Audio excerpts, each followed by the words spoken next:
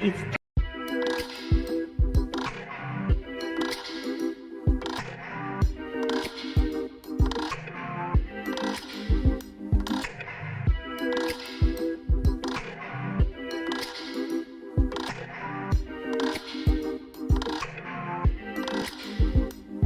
it's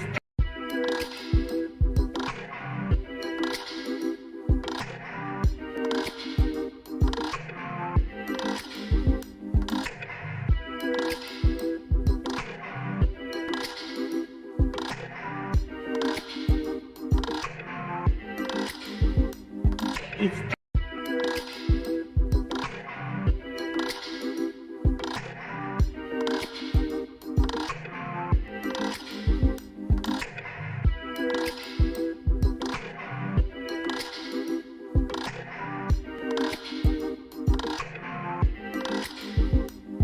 it's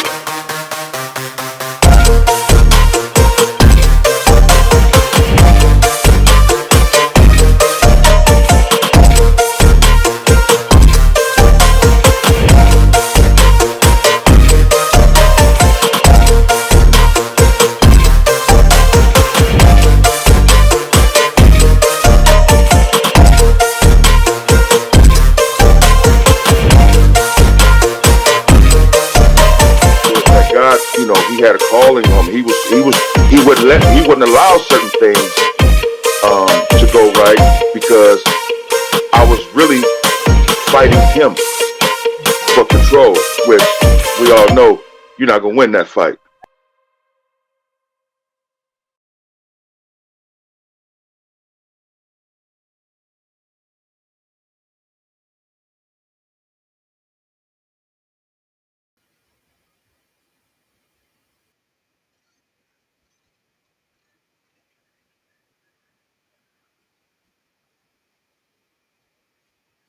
Good evening, good evening, everyone. Finally, What's in the Bag presents Be Open is here.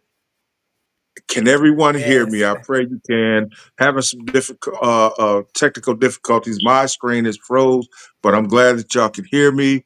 Welcome, welcome, welcome.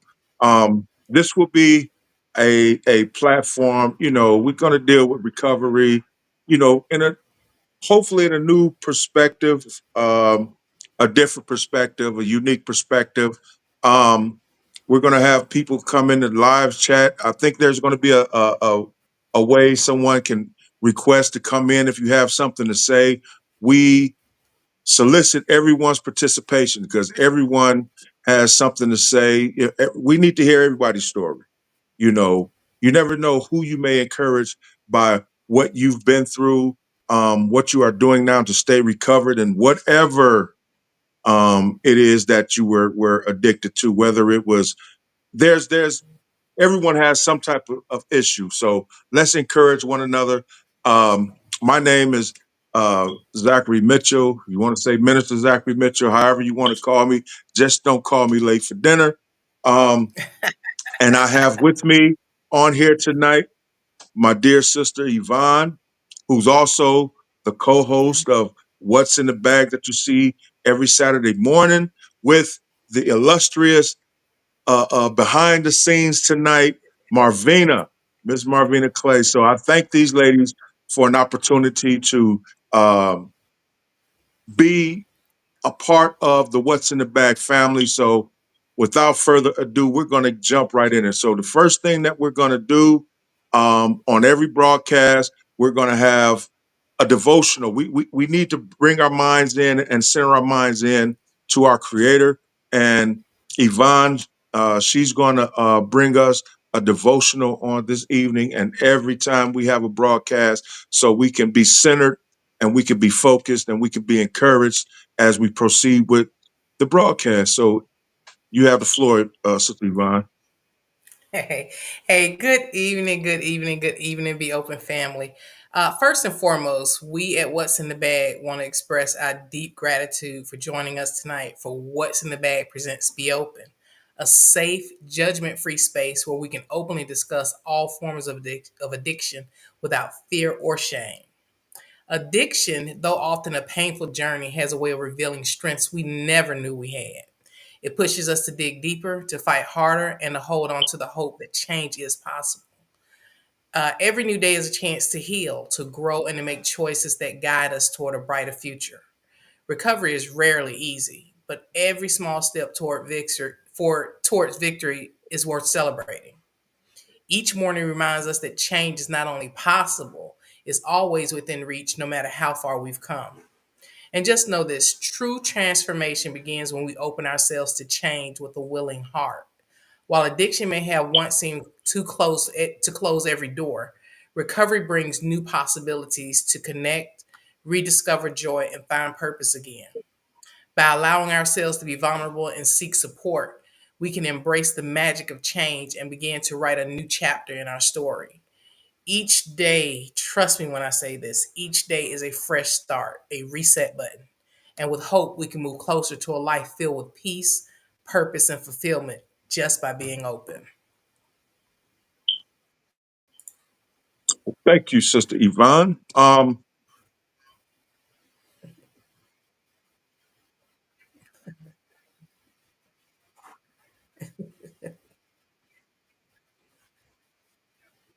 Years It's I fought uh, cocaine addiction. I was alcohol, weed, the whole gamut, was led to crimes, which led to all kind of mismanagement of life. So, but for me, it was by the power of Jesus Christ that I overcame mine, you know. And so, like I said, we want everyone to be free. We want everyone. We need to hear from everyone. We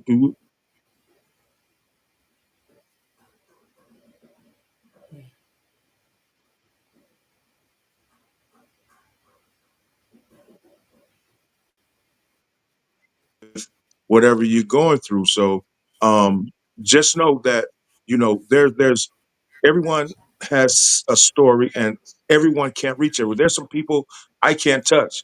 There's some people Yvonne mm, can't reach. There's some people only you can reach with your unique set of circumstances and challenges and things that you went through and you overcame. So don't think you're voiceless. Don't think you're powerless. You know, and that's what we're going to talk about tonight a little bit later. But now I want to always do something to let us know what's going on within the recovery world right now. Just a different story with what's going on, with a drug and alcohol, or maybe whatever people are going through. I want to always, tap on some current events, just to shake it up a little bit. And today I have an article, and I want comments. I want comments on what you thought about this article. I want comments, of whatever we share. How would you handle these things? So let me read this article. It was posted on Thursday, August 15th, and it talks about and it says kids' bedtimes might influence odds for drug and alcohol use as teens. I found this interesting. It said regular bedtimes won't just help your child be alert for a busy school day. They might also help keep them from abusing drugs or alcohol as a teen, new research suggests. Youth who'd had early bedtimes in childhood and adolescence were significantly less likely to be drinking or using marijuana by the time they were 15, compared to kids who stayed up late and had later bedtimes. If we improve sleep in the school age population, not only could that show improvements in sleep health, but in other aspects like the decision to engage in risky behaviors like alcohol and other substance abuse use. Theorized study, senior author Anne Marie Chang. She's an associate professor of biobehavioral health at Pennsylvania State University in University Park, Pennsylvania. Over 1,500 children were included in the new study, and they resided in 20 cities across the United States. As part of the study, parents recorded what time the kids were sent to bed at ages 3, 5, and 9, as well as how long they typically slept each night as ages 5 and 9. Drug and alcohol use in children's later teenage years was also tracked. Change Group found that a child was 45% more likely to try alcohol by the age of 15 if she or he had a later bedtime. Had a later bedtime. The age of 9 bedtime statistics seemed key. There was no correlation between alcohol use at age 15 and bedtimes at ages 3 or 5. The research showed, nor was there any correlation with the duration of sleep at ages 5 or 9. Things were a bit different when it came to using marijuana at 15. Having a bedtime at age 5 was linked to a 20%, 26% higher odds of using weed later, and sleeping an hour less per night at age 9 was linked to a 19% rise in trying marijuana at age 15. Having later bedtimes at the age of 15 was also linked to significantly higher odds for using marijuana or alcohol at that age, Change Group found.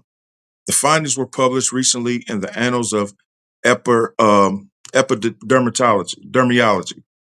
The study wasn't designed to prove cause and effect, it could only point to associations. Sleep is multifaceted. It's important for children because it helps with growth and development. The brain is more plastic during younger ages, and you want healthy sleep to support neural development. Notice study co-leads author David Reichenberger, a doctoral student at Penn State at the time the study was conducted. He and Chang believe their findings reinforce the importance of parents encouraging healthy sleep habits early in a child's development. Poor sleep health could have downstream effects on their physical health as well as decision making, which could in turn be related to their decisions to engage in substance use, Ryan Becker said. Wow. So I wonder, that's heavy. That's heavy. Yvonne, what do you think about that? Huh? Oh, So I, so I did, so here she goes. I do agree with a good portion of what that article is saying. I think it is. I think it's vital for proper rest. Um, and I know I kind of lost the end of the article, and I do apologize for that. I kind of froze up on the end of that. Can you Man, read that last part of the article again? okay. It says sleep is multifaceted. It's important for children because it helps with growth and development. The brain is more plastic during younger ages, and you want healthy sleep to support neural development. Um, Hmm. he and Chang believe their findings reinforce the importance of parents encouraging healthy sleep habits early in a child's development. Poor sleep health could have downstream effects on their physical health as well as decision making, which could in turn be related to their decision to engage in substance use. Yeah. Now I do. I agree, and I found out something today when I was at the doctor, because Uh-huh. I have been getting more rest, and the doctor said, well, getting more rest attributes to you feeling better. You have more energy because I do. I have more energy. I haven't been having like labored breathing and things of that nature. And he said that something that Marvina has been saying to me for years. The more sleep you get, the more you give your body a chance to heal. And so I was actually giving my body a chance to heal by getting more rest. So if it's having that effect on me, and I'm just starting this because I'm the type of person I can be up 12, 14-hour days and get a couple hours of sleep. But just imagine a kid who's up Yeah. like that. They don't, their brain isn't functioning properly. Their body isn't, up to par. And you think about it, you see kids with temper tantrums and all this other kind of stuff, barely performing in school, and a lot of times it is due to a lack of rest, the appropriate amount of sleep, and things of that nature. So it's a lot that's taking place while you sleep. Rejuvenation. Man, I hope everyone can hear us because I'm is I don't know. Hmm.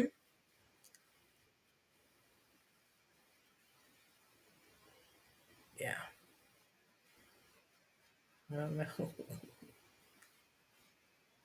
Forward. Hmm.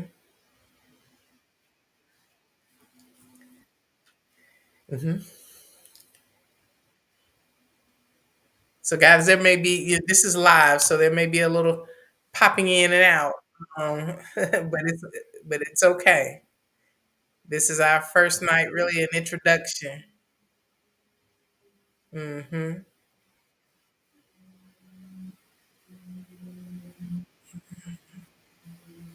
Yeah. Let me send you a message. Hello, I'm back. Okay. Am I back I on? was I was just telling our viewers that this I'm is back on. live. Sorry for Yeah. sorry for these interruptions, y'all, but we're gonna keep going. But yeah, but to correlate, wow, that's to correlate poor sleep in children with alcohol and drug, man, that's and when I was coming up, um, you know, you know, beer was put in our baby bottles to help us sleep. Yes. Um, so I guess That's where some of the addiction started. I don't know, but that was an interesting article. But parents, get your kids to bed because we want them less susceptible to be addicted to anything. But okay, Right. but now I want to jump into our topic for tonight. Um, can we play that first video, please?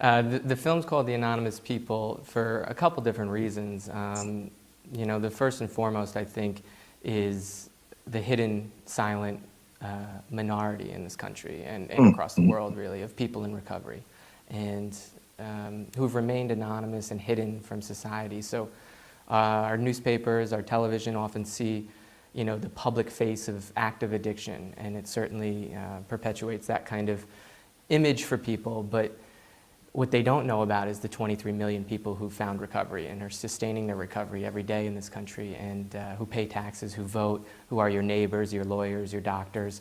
And they're a hidden minority. So that's first and foremost. But to get down and understand why people remain anonymous is sort of the journey of the film, and 12-step traditions of keeping it a secret, and all of that kind of stuff is sort of the investigation of the film. So in terms of the people in the film, the message of the film, I mean, it really uncovers the story of Faces and Voices of Recovery who understood the importance of putting a positive face on recovery. And in terms of, the underlying message or the call to action, it's not that everybody has to become public about their recovery. It's just that people can. So it's not that people should, but it's that people can. And for me personally, as a person in recovery, for over 12 years now, for my first 5 or 6 years of recovery, I really didn't think I could. I didn't think I was allowed to. I thought it was against the rules to talk about my recovery publicly. And it was through this journey of reframing the message and understanding my role in terms of advocacy, which is different than a recovery program, that I could talk about my recovery publicly.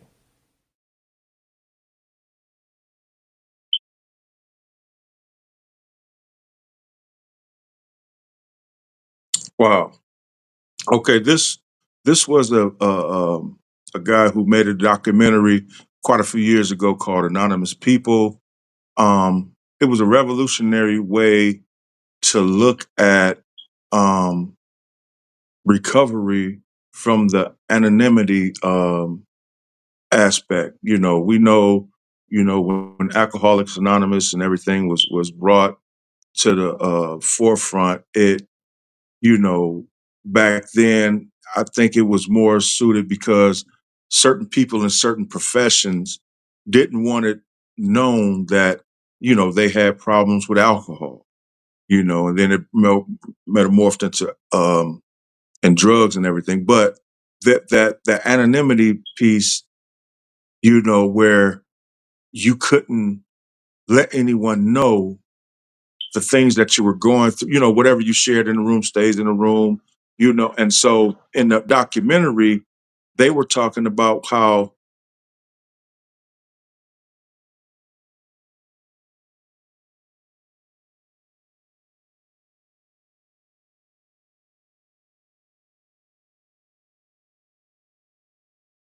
that was more victorious than anything. And then it talked about how back before the war on drugs, the crack epidemic, before right in the late 70s, there were a bunch of celebrities, Dick Van Dyke, some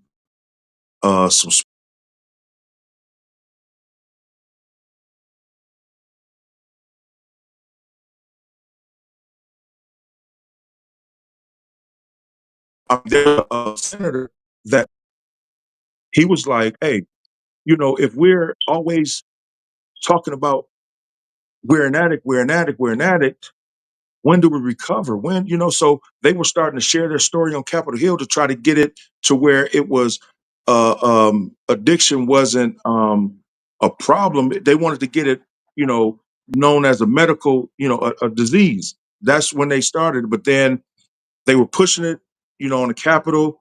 They were pushing it, to get into law to be make it a disease so it could be treated versus criminalized. But right when they were about to sign that law into get that law passed or whatever, that's when the crack epidemic and it got pushed to the side. And then with the crack epidemic already tied in with the heroin and all that after Vietnam and all that type of stuff, once the crack hit, then those who were that became a stigma. Crack, then nobody want to be known as a crackhead. So recovery stayed in these rooms under the guise of anonymity. And I get it. Um, the anonymity piece was it said the reason why they chose anonymity was because it helps protect members from exploitation and reduce the shame many people feel regarding alcohol or drug use. Or anonymity also allows people to feel more comfortable sharing personal details with their struggles with addiction. Um, my personal view with that is I understand that, you know, and I know everybody can't, tell their story, but I look at it like this. I wasn't anonymous while I was out there doing it.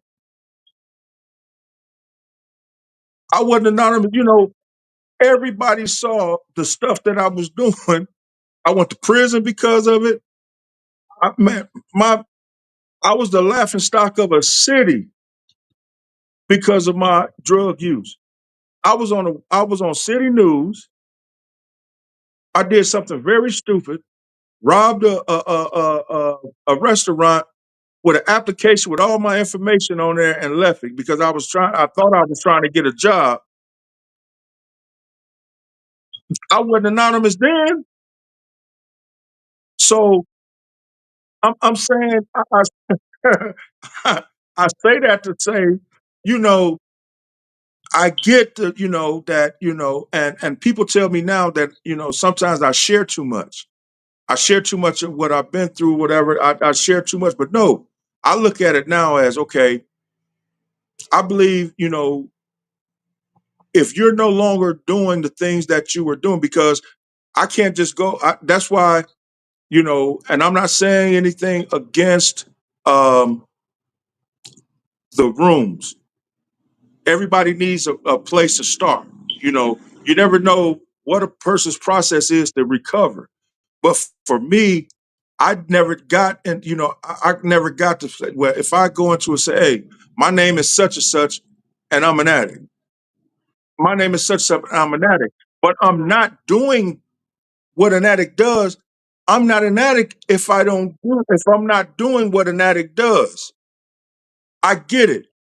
I got to be careful. Even now, I got to be careful because the temptation or the urge, the urges and stuff, yeah, I still got to be watchful for that.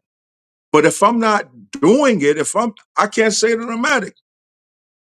You know, that's like me going to the hospital, say, you know, hi, my name is Zach. Me going to put on a white coat as a doctor at the hospital. I'm not a doctor. I ain't been to the school. I ain't did nothing, but I want to go in here and try to operate on somebody. No, can't do that. So I'm not finna sit here and admit that. So, but far as anonymity, yeah. Um, I just don't, I believe you gain more power by sharing because that kills the desire. When I think back now, I don't dwell on what I've done. I don't glorify the things that I've done, but I share it to let someone else know because I found everyone that's a lot of times we go through what we go through, not for ourselves, but for somebody else. Some people are not strong enough to go. Like I know people that went through what I went through, they're not here no more, or they're locked up in prison for the rest of their life. So I share my story because I made it through. I made it through. I made it through. I'm on this side. So as long as I tell, because I don't have to be anonymous no more because that's no longer me. If I say that's no longer me, I'm telling people, people come to me, because we get to a place where, in recovery where we want people to accept us as a new person.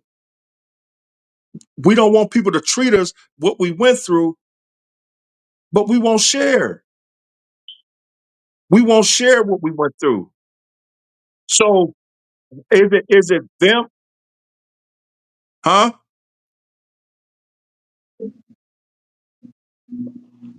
Okay.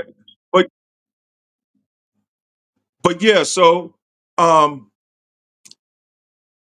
someone said what is anonymity? Anonymity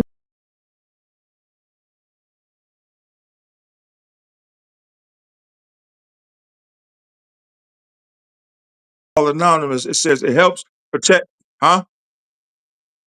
It helps. Oh, Miss Davis. Sorry, I missed your question, but anonymity, um, what'd you say? I'm sorry. Oh, Mr. Davis. I'm sorry. Anonymity helps protect members from exploitation and reduce the shame many people feel regarding alcohol or drug use. Anonymity also allows people to feel more comfortable sharing personal details about their struggles with addiction. Meaning, um, like some people, they can't, they don't feel confident. They feel shame, they feel guilt by the things that they've done, maybe to family, and so you keep what it is that you um been through, the gruesome tales, the hard tales. You keep that within a close confined space with other like-minded people. Y'all share that to encourage each other. But I believe that group, I believe if that's no longer you, yes, you have to at in time, you have to get to a place where you can be able to share because there was a long time that I had to go through. I just didn't start sharing, the gruesome details of my story, like that story that I just told. I was embarrassed for many years by that.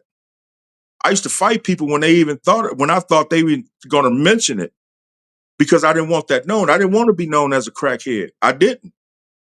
So I used to hide that, but that anonymity, not sharing, it kept me in that cycle because for me it kept the guilt and the shame right here. I had to get free from that, you know?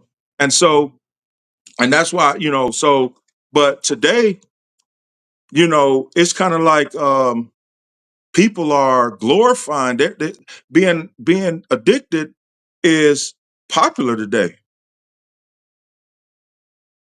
It's like, but some people don't think that they're doing everything under the sun, but they don't roll the next clip.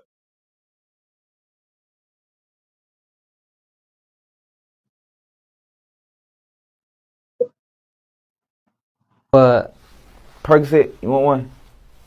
No, Oh, you don't do perk? no, I don't personally. No, I but need me a perk. My motherfucking bag in there. I put tell them pop a perk right quick. Okay, I'm itching right now. are you gonna make it? Or are you gonna be okay For sure, man. Okay. Come on, I ain't no addict. Okay. Crazy. Now,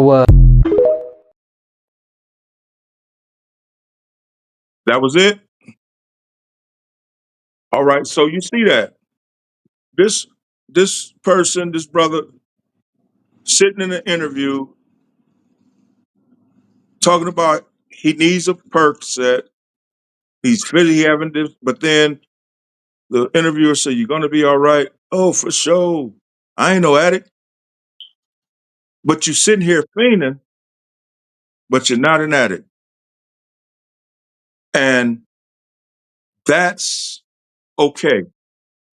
That's okay. But we that have been through it, that know what he's going through, we will sit in a room and hide our story to, this person needs guidance. There's people out here like him that needs to know the truth. We got the truth, but because of anonymity's sake, we'll hold this truth to ourselves and say, "Hey, I pray this brother make it." That's not. That's. I don't think that's the way to do this. I don't think that's the way to do this. And I want to encourage everybody. And I'm not saying it's going to be easy. I'm saying each person has to get to a place to where, especially I believe those in long term recovery, you know, you've put in some years of abstinence and not using. You should be at a place. I would hope you are at a place that that's no longer you no more, and you can share the gruesome tales with everybody and not still be thinking about the stigma of what you've done. For me, what helped me, like I say, for me, it's my faith in Christ that's helped me, giving me the tools or the know-how or the courage to say, hey, that's no longer me no more. That person is dead. How can you harm a dead person? How can you insult a dead person? How can you embarrass a dead person? You can't. They're dead. So if you laugh at a dead person, they can't feel. So if I believe that person that was doing these things is no longer me, that's not a part of me. I should be able to talk about that every day, all day. You know, that's why I could tell that story that hey, tried to rob a place, was coming down. I was coming down from a high, all night binge, got feeling guilty because I had a son on the way, had a new wife, you know, um, and I felt guilty. And I said, hey, I got to get myself together, go in this place to find a job, and really had every intention of doing this. That's why I started filling it out, but then turn it over and write a robbery note because I got the fiending.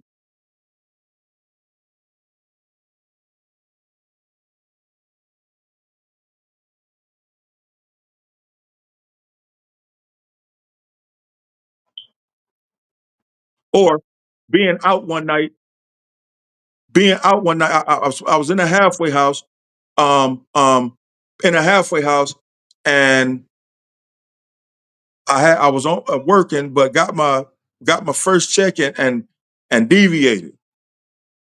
Went and got high, escaped, absconded from the halfway house, went and got high. It's middle of winter, below zero outside. So here I go.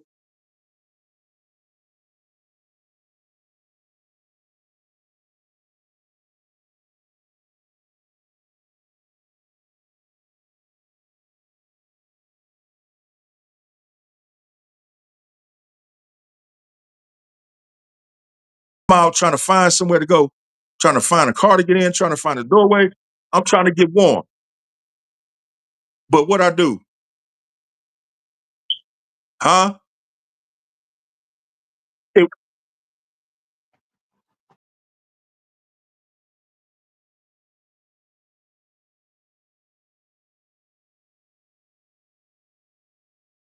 so cold outside at night. I just got kicked out the drug spot. Don't got no money. Don't have nowhere to go. Can't find. I'm walking all night. Can't find a spot to get warm. I see two police cars talking through the window. So I'm cold. I walk up to the police and excuse myself for breaking up, interrupting their conversation. Say, hey, and they were, and I had in the middle, like in the process of, after I spent the first money, I said, because I knew I ain't had nowhere to go, I said, let me go pull a quick move. I went and did this quick robbery and came back with the money, but that money was gone. So when the police came, um, when the police came, when the police was talking, I said, hey, y'all see that restaurant over there? That they was like, yeah. I said, I robbed it last night. They looked at me, they looked at each other. I said, I'm serious. I said, you go check it out. So one put me in the car, the other one checked it out. The other one came back and said, yep, he did. It was cold outside, yo. It was cold outside. I see it. I'm finna read that. Mr. Davis said, I dig that. I struggled, battled, fought, and succeeded after 16 years of using. No counseling, just determination and prayer. The belief and faith in God got me through 16 years. I'm appreciating this. That's what's up, man. That's what I'm talking about right there, Mr. Davis. That's what I'm talking about. People need to hear that, man. People need to hear that. Somebody needs to hear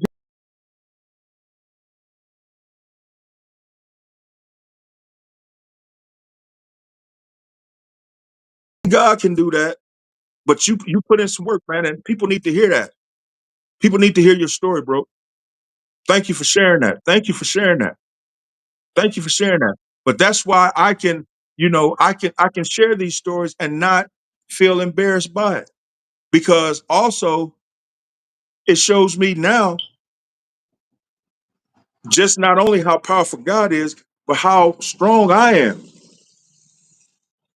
A lot of these things that we got into were meant to take us out. And on the next broadcast, we're gonna talk about the spiritual connection of this. We're going to talk about that. We're going to go deep on the next episode, but this anonymity thing, I would hope everybody, would think about it.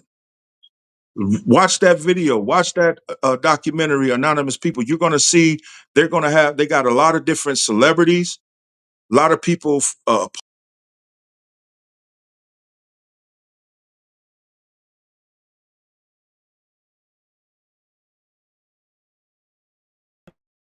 You're going to be shocked by who's on that documentary and what they went through. But they had the confidence but it was to strengthen people. What you went through strengthened people's, because everything that we go through, a lot of times we go through it. I'm gonna say it again, and I'm gonna keep saying it. When we go through certain things, it's not only for us; it's for somebody else. Somebody else went through the exact same thing. I met a person I shared my story one time with a suburban white lady. I shared my story. Come to find out at the end when I stopped sharing it, she had a parallel story. and encouraged her. How? Because for one, we're all people. We're all people. Everybody, I don't care where you're from, what social class you're from, what economic class you're from, what culture you are, we all go through the same similar things. So your story, things that you went through, things that you conquered, like Mr. Davis, your story can save someone that's going through it. And he may be Iranian or something. You never know, you know. So I would hope everyone has a new idea of why it's important, especially if you've been in long term recovery, especially if you've been at this, you know. And it doesn't matter what you. It's not just about drugs and alcohol, sex, gambling, food. I think that's one of my new ones I got to deal with. But it could be anything. It could be, mental. If you've made it through anything that whatever you use to numb the hurt, the stuff that you stuffed from any of the things, the trauma that you went through, and you made it out and you got healing, from that, share that with somebody. Don't keep it to yourself. Don't keep it within those rooms with each other. Y'all healed in there, just like that brother that was on that video. He's lost. He's lost. There's a lot of them out here that are lost. A lot of these young people that we're dealing with, encounter with, that people talk about, man, they ain't no, they're hopeless. They're hopeless because we're not bringing them hope. We have what they need. They may act wild, they may act erratic, but hey, what did you make it through? What did you make it through? Because I know I can't be scared of these young people now. I can't be hidden and anonymous of these young people now because I walk those same streets. Growing up in the late 80s, 90s on that drug trail, man, you was in some dangerous situations. I wasn't scared then. I wasn't scared then. Why should I be scared now? They're not hopeless. That young man, that when I saw that video, I was like, oh man, this man, he's sitting here fainting. Come on, I ain't no addict. And then you got a lot of, and then even the weed. But I won't get into all that. But I wanted tonight was about dealing with the thought of being anonymous, um, in the sense of, like I said here, it allows people to feel more comfortable sharing personal details about their struggles with addiction. No, for me, it's the opposite. If I hide and stuff and keep it to myself, I'm gonna, and I think that's what keeps people on that slippery slope of using, because you're keeping it to yourself. You're not taking the power away from it. You take the power away from it by sharing. Like every time I tell that story, man, when y'all just don't understand being on city, seeing, and matter of fact, that story, I was when I saw when how I know I was on the news after I pulled that robbery. I was at the drug house. The next day, I was still in the house, in the back room of this man's house. He came and knocked on the door, came and said, "Come here, man, to the front room." When I walked in the front room, I saw my mug shot on the TV and Alan May from Crime Line Anonymous talking about, this is the case of the dumb bandit. This is the case of the dumb bandit. He's, he went into the restaurant trying like he wanted to get a job, but ended up robbing it and left all his information on application. But every time I tell that story, it's taking the power away from it. Somebody is laughing. It's not they're laughing at me. They may be laughing at me or with me or whatever, but they're also laughing into their victory. Like this dude is crazy. If he can share this, I know I did some crazy stuff. But and it's getting them to think. It's getting them to that their ground to be broke up to where healing can come. Think about it like that. Think about it like that. Yvonne, I'm sorry. I've been rambling. Do you have any thoughts on anonymity? Hold on, she got to add me to the scene. So Oh, my bad. See, this still new, y'all. it, This still new. I'm thinking she was right here with me. uh, I've been here just behind the scenes, but I Yeah, do because being somebody asked the question about anonymity, and I always mispronounce it that way, but it allows you to live in secret. It's your secret. That's you behind the man. scenes, and nobody can nobody you think nobody knows, because I'll be honest with you Yeah, guys, I walking telling my truth. I lived in secret for so long behind the scenes. It allowed me to feed my addiction. It aided me in being able to um what I thought get away with some things, my behavior, my temperament, my spirit, my attitude, from work, not work, just any kind of way that I wanted to do it, I did it because I thought that I was, in secret. And the funny thing about being anonymous, so to speak, is that you think that no one knows. You think that no one can tell, but that's the further from the truth. Everybody knows. People start to pick up on the slurring of your speech, the nodding out, the constant, because if you don't, you want eventually you're gonna run through all of your money.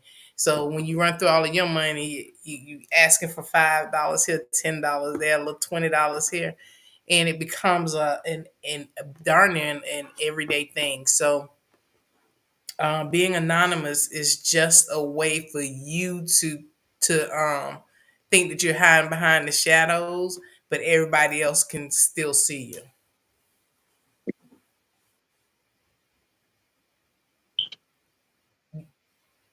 Zach, are you there? yeah, yeah. Okay, I'm yeah. here. Everything is just freezing up, man. But Oh, but yeah, okay, that's okay. the truth.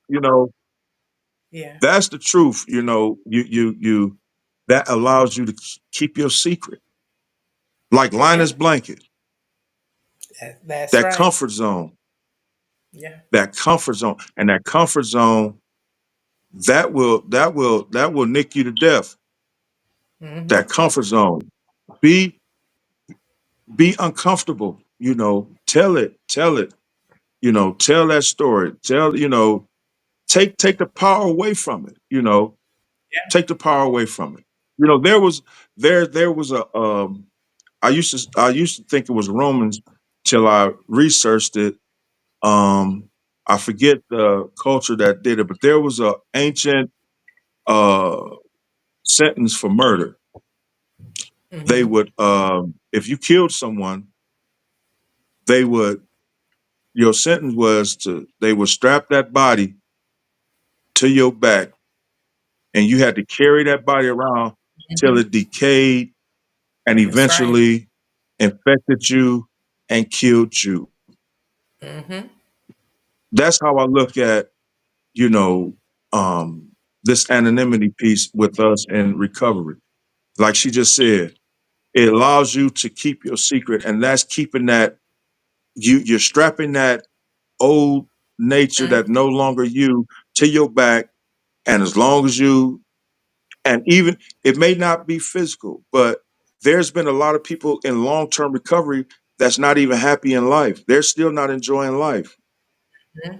They That's can't right. enjoy life because everything is blocked off. They feel like if I do this, it's going to lead me back. If I do this, if I go here, it's going to lead me back. It's You got to take the power away from that. Got to take the power away Mhm. from that. Got Yes. to, so with that, that's all I have for this week. You have any final words, Miss Yvonne? Hey guys.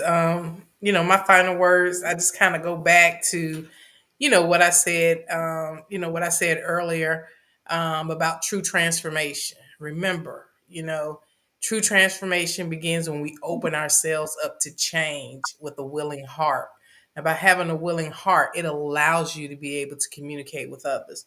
Like Zach said to Jarvis, your story is important, and I know you, so and I know your story, I know your history, and I love and your journey, and I love where you are at this place and point in your life. Um, and I'm pretty sure, huh? I am. And being, knowing that you are, constantly, you know, here it is. I just put it up there. He said, I share my story often. And he said it. Your co host is a witness to the struggles I went through. But now I'm the lender, not the borrower. I totally agree with you this day. I love you. Come on now, brother Man, I love David. That's what's up, man. I appreciate you today, man. I appreciate you today. That's what it's about, man. That's what it's you. about. Yeah. But yeah, yes, yes. Yes. Thank you for sharing. Thank you for being on. I pray you be a regular on here, man, and bring more people, because there's going to be Mr. Davis. Matter of fact, there's going to be a way that you can click and request to be on the broadcast. So I would love for you to get on for a few minutes sometime to share. That's what this is for. That's what this is for. I don't want to be the only one talking all the time. Let this be. Hey, I know you got something to say. You said I'm the lender, not the borrower. Come on, don't start Oh, up in yeah. here, Mr. Davis. But God bless, man, and God bless anybody that's watching. Anybody that's watching that didn't comment, I appreciate you being here. Pray for us. Stick with us. Subscribe to the YouTube channel. Right now, it's on What's in the Bag 21 on YouTube. Subscribe to that channel, and keep watching. Share. We're gonna get better as we grow. Like I always say, Right. each time you see the notification or you see us promoting it,